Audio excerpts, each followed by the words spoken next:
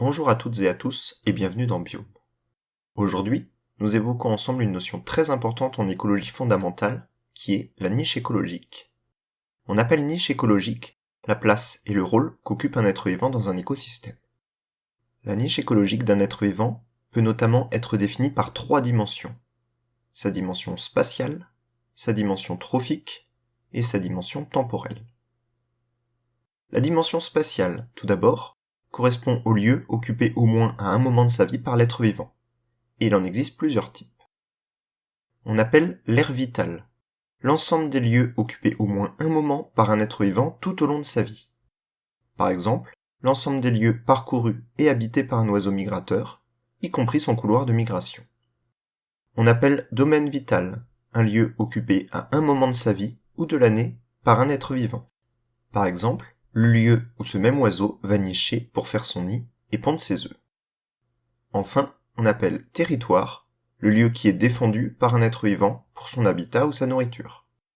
Ce territoire est plus ou moins grand selon les espèces. Chez le rouge-gorge, par exemple, le territoire est large et comprend la recherche de nourriture et le lieu de nidification. À l'inverse, un oiseau nichant en colonie comme le goéland ne défendra que les quelques centimètres autour de son nid et ira chasser en dehors de son territoire. La dimension trophique de la niche écologique maintenant est tout ce qui relève de la place de l'être vivant dans le réseau trophique. Donc à la fois son alimentation, mais aussi ses consommateurs ou prédateurs. Pour son alimentation, on peut citer son régime alimentaire, herbivore, carnivore ou omnivore, les êtres vivants qu'il consomme, ou encore la taille des graines qu'un oiseau va manger. La dimension temporelle de la niche écologique, enfin, est l'évolution des conditions de vie, de la place de l'être vivant avec le temps. Par exemple, l'évolution de son habitat selon les saisons. Certains oiseaux ne nichent pas au même endroit qu'ils passent l'hiver, notamment pour les migrateurs, mais pas que. Ensuite, sa nourriture va changer selon son âge déjà. C'est le cas de la perdrix, dont la part d'aliments d'origine animale diminue avec l'âge. La nourriture d'un animal va souvent changer selon les périodes de l'année également. La perdrix est quasiment intégralement herbivore l'hiver et davantage omnivore l'été, selon la disponibilité des ressources principalement. Enfin, toujours dans la dimension temporelle de la niche écologique, on peut évoquer les différences d'activité de l'être vivant selon les saisons, comme l'évolution des phases de développement, de reproduction et de dormance tout au long de l'année. En général, on peut déterminer la niche écologique théorique des êtres vivants d'une même espèce. On l'appelle niche fondamentale.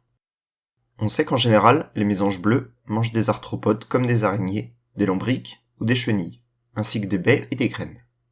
Ils vivent et chassent à la fois dans les branches et sur le sol.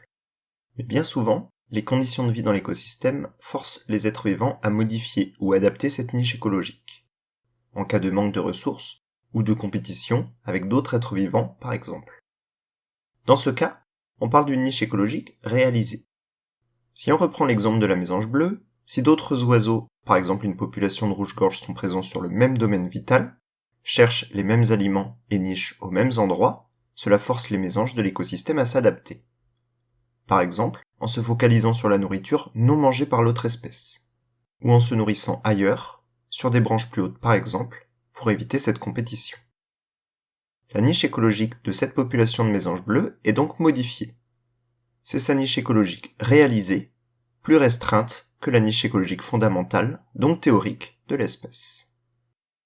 J'espère que ce 20e épisode, déjà, vous a plu, et que vous avez bien compris cette notion compliquée et très théorique de niche écologique. N'hésitez pas dans le cas contraire, ou si vous avez des questions, à me contacter, ou à poser vos questions sur YouTube ou sur les réseaux sociaux.